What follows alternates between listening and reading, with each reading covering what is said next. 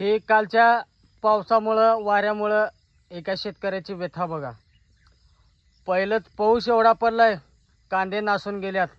उरलेले कांदे कसं बसं गोळा केलतो, ते बी पत्र्यात टाकलतो. वाऱ्या वावदानामुळं असलेले बी कांदे पार भुईसपाट झाल्यात. शेतकऱ्यानं जगावं तर कसं?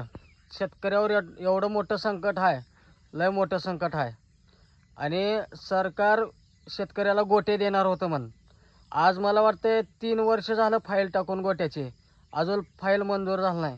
जर हेच जरा शेतकऱ्याला गोटे जरा दिला असतं वेळेवर, तर असं शेतकऱ्याला म्हणजे हे असं नासाडी वाऱ्या वावदानामुळे झाली नसते. हे नक्की आहे. नेमकं सरकार करतंय कोणासाठी हेच कळत नाही का मधले दलाल आहेत हेच कळत नाही. शेतकऱ्याच्या मागे 12 महिने काही ना काही कुटाणे असते.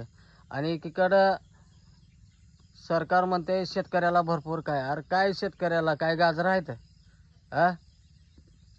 काय सांगा शेतकऱ्याला? वारं वावदाळ आलं सगळं गेलं नसून, पाऊस ज्या झालं गेलं नसून, उन्हाळा आलं गेलं सगळं करपून. काय शेतकऱ्यासाठी?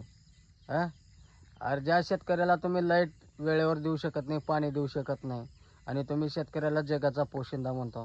कुठल्या अर्थानं म्हणता तुम्ही शेतकऱ्याला जगाचा पोशिंदा? सांगा की जरा काय या शेतकऱ्याकडे सांगा तुम्ही.